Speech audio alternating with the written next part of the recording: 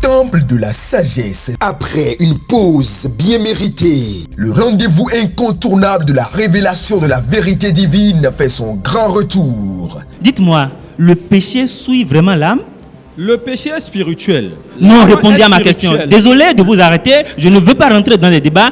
Est-ce que le péché souille l'âme? Le péché souille l'âme. Dites-moi, en français facile. Oui. Lorsque j'obtiens le salut, selon vous, et que je pêche, est-ce que ce péché-là m'éloigne de Dieu? Du tout. Du tout pas. Parce qu'au début du texte, on a dit c'est l'esprit qui a dit à Philippe, va vers lui. Philippe n'est pas allé de son propre chef. Et l'esprit qui a envoyé Philippe vers l'eunuque éthiopien, c'est Jésus-Christ lui-même. Et Jésus-Christ ne peut jamais commettre d'erreur. On continue la lecture, cher ami. Avec son franc-parler légendaire. Ça, c'est biblique, ça, hein? Ouais, Matthieu 7, le verset 23 va nous dire. Lisons, je veux avoir cette explication in extenso.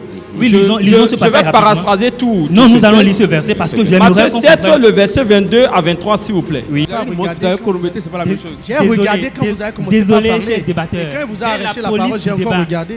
Cher bienvenu, pourquoi vous ne me faites pas confiance, cher débatteur? Je constate que vous ne me faites pas confiance.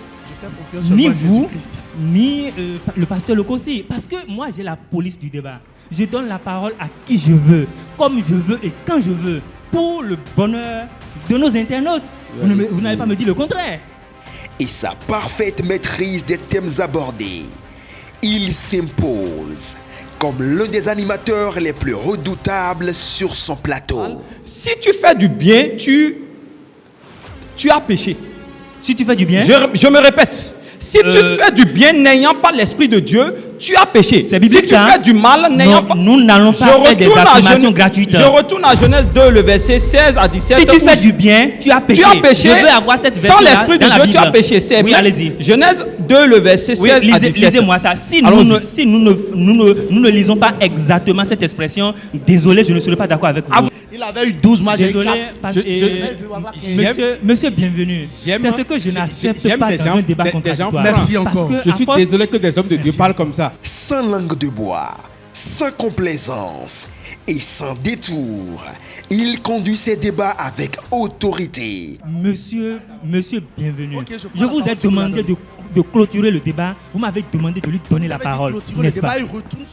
Non, mais c'est sa façon à lui de clôturer son débat. C'est ça. Soyons disciplinés au moins. Ça, je ne suis pas d'accord avec vous. Je ne suis absolument pas d'accord avec vous. C'est sa façon à lui de clôturer le débat. Vous avez votre façon à vous de clôturer votre débat. Bon. Je vous prie de vous calmer. Les thèmes, si ça continue, non, je ne vais pas vous chasser, mais vraiment ça va être du désordre et c'est pas bon. Sur son plateau, aucune approximation ne passe. Chaque invité est amené à défendre ses arguments avec clarté et responsabilité. À travers la rédemption, on reçoit ce don que Dieu vous a fait, oui. Est-ce qu'il peut lui arriver de se répandre de ce don qu'il vous a fait? C'est-à-dire, est-ce qu'il peut lui arriver, n'est-ce pas, de vous arracher ce salut qu'il vous a donné? Qu'est-ce qui donne le salut? C'est la foi. C'est la foi qui donne le salut. Oui. Et dans Jude 3, on a bien précisé de maintenir bien votre foi. Œuvrez pour votre foi. Si vous perdez votre foi, vous perdez le salut. Ah oui. Cela c'est clair, il n'y a pas de début. Je ne vous arrête pas. Le chrétien n'est pas quelqu'un qui est appelé des souillures pour être encore envoyé dans les souillures. Cultivé, incisif et méthodique, il ne se laisse jamais imposer le rythme de l'émission. C'est lui qui dirige les échanges, recentre les débats et pousse chaque intervenant à aller au fond de sa pensée. Tout à l'heure, quand nous avons... Excusez-moi, on a pris Colossiens. Quand on massacre les textes comme ça me gêne. Il y a deux idées différentes parce qu'il y a deux paragraphes. Un paragraphe qui a parlé de la circoncision du cœur et un autre paragraphe maintenant qui aborde la question du baptême. On nous a appris à l'école que lorsqu'il y a deux paragraphes différents, ça veut dire qu'on a affaire à deux idées ou deux sujets ou deux problématiques différentes. Oui, mais qui peut se suivre? Non. Il n'y a pas une suite, il n'y a pas un attachement logique ici. Mais qui peut se suivre? On nous a enseigné ça à l'école. Moi, je n'ai pas enseigné ça à mes élèves qui étaient professeurs de français. Ah, mais oui. Écoute, je suis vraiment... Je ne sais pas comment je vais dire. Non, gardez les Colossiens 2, émotions. verset 11. Et c'est en lui que vous avez été circoncis d'une circoncision que la main n'a pas faite, mais de la circoncision de Christ, qui consiste dans le déploiement du corps de la chair. 2 points. Donc ce n'est pas 2 paragraphes. Oh, 2 points. Allez-y, non. 2 points. C'est-à-dire, ce n'est pas possible qu'on puisse séparer deux textes. Laissez-moi. Mardoché Sewaï.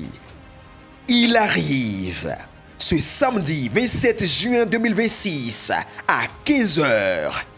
Préparez-vous à vivre des débats intenses, des analyses profondes et des échanges sans concession dans l'émission Temple de la Sagesse. Merci à vous qui nous avez suivis et nous vous disons à bientôt.